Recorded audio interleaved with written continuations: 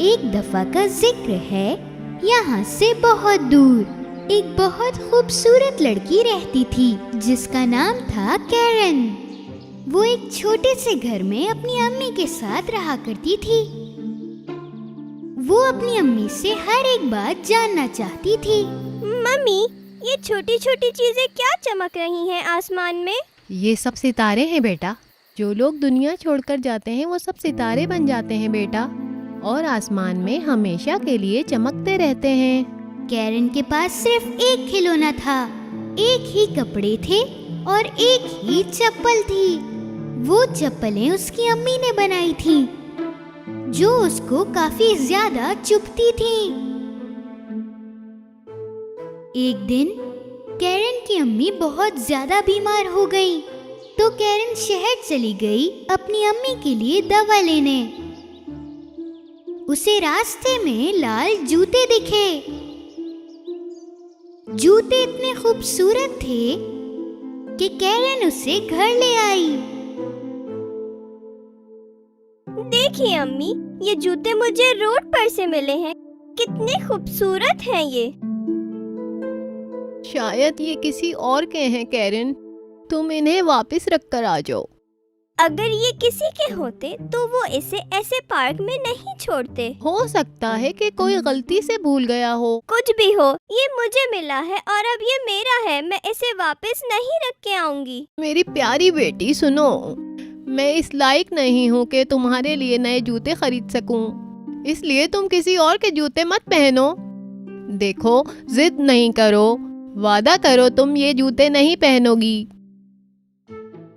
Karen उदास हो गई और अपनी अम्मी से वादा किया कि वो ये जूते नहीं पहनेगी और उसे बेड के नीचे रख दिए। कुछ महीने गुजर गए।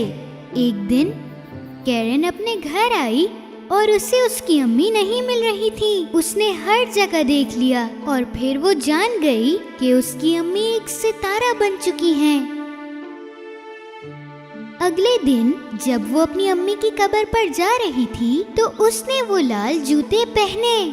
जितने भी लोग थे उन सब की नजरें कैरन के जूतों पर थीं। अरे किसी ने अपनी माँ के जनाजे पे ये लाल जूते पहने हैं। लेकिन कैरन ने उनकी परवाह नहीं की, क्योंकि उसे वो जूते बहुत पसंद थे। एक अच्छे दिल की बूढ़ी औरत वहाँ पर रुकी। उस बूढ़ी औरत को पता चला कि इस बच्ची की अम्मी का इंतकाल हो चुका है। मेरे साथ आओ प्यारी बच्ची, मैं अपनी पूरी कोशिश करूंगी तुम्हें कामयाब बनाने के लिए और खूबसूरत जब तुम बड़ी हो जाओगी। तो कैरन उन बूढ़ी आंटी के साथ रहने लगी।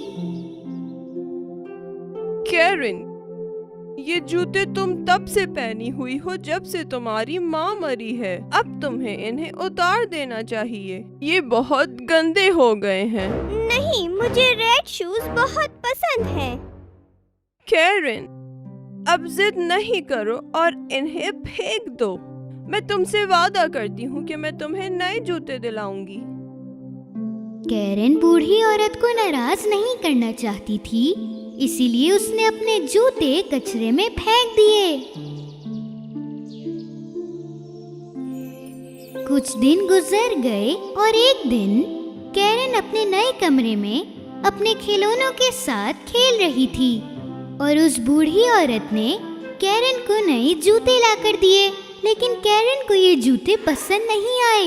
ये तो नीले हैं और ये बहुत बुरे हैं। मुझे ये जूते नहीं चाहिए। कैरन को अपने लाल जूते बहुत याद आ रहे थे। वो बड़ी होकर बहुत ही खूबसूरत लड़की बनी, लेकिन उसका जिद करना अभी भी खत्म नहीं हुआ था। बूढ़ी औरत जब भी उसके लिए तोहफा लाती तो वो ये कहती, मैं ये नहीं पहनना चाहती बेटा, लेकिन ये मैंने तुम्हारे लिए बनाया है। मुझे ये खाना नहीं खाना। मेरे लिए फ्रेंच फ्राइज बनाएं। एक निवाला तो खा लो बेटा। बूढ़ी औरत बहुत उदास हुई जब कैरन टेबल से उठकर चली गई। उसने कैरन के लिए फ्रेंच फ्राइज बनाए और उसके कमरे में ले गई। और तभी कैरन अपने नीले जूते उतार रही थी।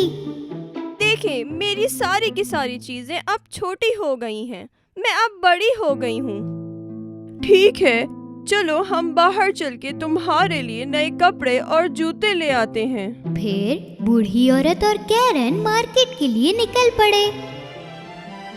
ये तो बिल्कुल मेरे रेड शूज की तरह हैं। मुझे यही चाहिए। चलें चल के ये खरीदते हैं। कैरन, तुम्हें ये लाल जूते खरीदने की जरूरत नहीं है। तुम्हें ऐसे जूते चाहिए जो तुम कहीं भी पहन सको, जैसे कि हमें किसी के जनाजे में भी जाना पड़े। मैं तुम्हें सिर्फ एक ही जूता दिला सकती हूँ। वो देखो, वो काले जूते। मैं बहुत थकी हुई हूँ। मुझे कोई फिक्र नहीं। अगर आपने मुझे दोनों जूते ना दिलाए तो मैं हर जगह बगैर जूतों के जाऊंगी। ओह कैरन, काश तुम इतनी जिद्दी ना होती। बूढ़ी औरत ने कैरन के लिए काले जूते लिए और उस बूढ़ी औरत ने कैरन को वो लाल जूते भी दिला दिए। बूढ़ी औरत के पैरों में बहुत ज्यादा दर्द होने लगा और वो जिद्दी कैरन से बहुत परेशान हो गई और कैरन अपने नए जूते पहनकर घर वापस आ गई। एक दिन बूढ़ी औरत ने कैरन को कहा कि हमें एक जनाजे पर जाना है। कैरन, याद रहे तुम्हें अपने काले वाले जूते पहनने हैं। एक जनाजे में जाने के लिए ये जरूरी है। कैरन ने अपने काले जूतों को देखा और उसके बाद अपने लाल जूतों को। उसने लाल जूते पहनने का फैसला किया। जब वो लोग घर से निकले तो उसने उन लाल जूतों को छुपा लिया ताकि बूढ़ी औरत वो लाल जूते ना देख पाए। जनाजे पर सबने कैरन के जूते देखे जो कि बहुत चमक रहे थे। सारे लोग एक दूसरे से कैरन के जूतों के बारे में बातें करने लगे। जब बूढ़ी औरत के कानों में वो बातें आई तो वो बहुत गुस्सा हो गई। तुमने वो नहीं किया जो मैंने तुमसे कहा था और तुमने वापस से लाल जूते पहन लिए। तुम बहुत जिद्दी हो कैरन, थोड़ी इज्जत करना सीख लो। एक खूबसूरत शहजादा उस वक्त वहां से गुजर रहा था। वो कैरन के पास आके रुका और उसकी तारीफ करने लगा। कितनी प्यारी हैं आप, और ये जूते आप पे कितने प्यारे लग रहे हैं। ओह शहजादे, आप तो मुझे शर्मिंदा कर रहे हैं। तुम बहुत अच्छी डांसर लग रही हो। मैं तुम्हें आज की रात डांस पार्टी में इनवाइट करना चाहता हूँ। तुम जरूर आना। शहजादे की ये बात सुनकर कैरन खुशी से डांस करने लगी, लेकिन कुछ देर बाद कैरन अपने आप को रोक नहीं पा रही थी। ओह, मैं अपने पाँव क्यों नहीं रोक पा रही हूँ? ये आखिर क्या हो रहा है? ओह!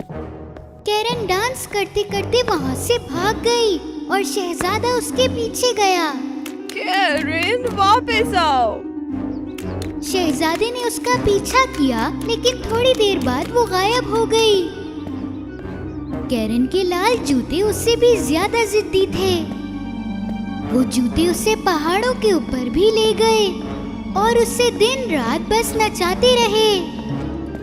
कैरन के पैर बहुत दर्द करने लगे और वो जोर जोर से चीखती रही। जबकि वो मिट्टी में गए और झाड़ियों में भी गए, लेकिन वो रुके नहीं। ओह, बहुत हुआ, मैं थक गई हूँ। मैं आइंदा से जिद नहीं करूँगी। मैं वादा करती हूँ, प्लीज रुक जाओ। जूतों, प्लीज रुक जाओ, रुक जाओ। जैसे ही कैरन ने कहा कि वो जिद करना छोड़ देगी, वो जूते अपने आप उसके पैरों में से बाहर निकल गए और कैरन भी नीचे गिर गई और वो जूते बिना कैरन के डांस करने लगे।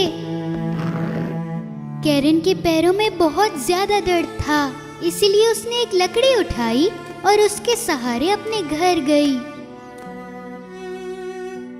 कैरन अपना घर देखकर खुशी से रोने लगी। वो बूढ़ी औरत के पास गई और उससे गले लगा लिया।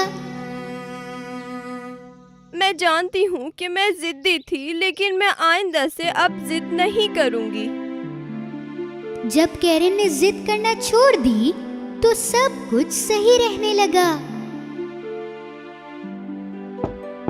एक दिन कोई दरवाजे पे आया और वो शहजादा था।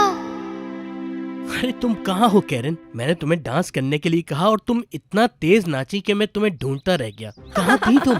कैरन शहजादे को देखकर बहुत खुश थी और उस दिन से शुरू हुआ कैरन और शहजादे का प्यार। उसने जिद करना छोड़ दिया और वो अपनी जिंदगी खुशी से गुजारने लगी।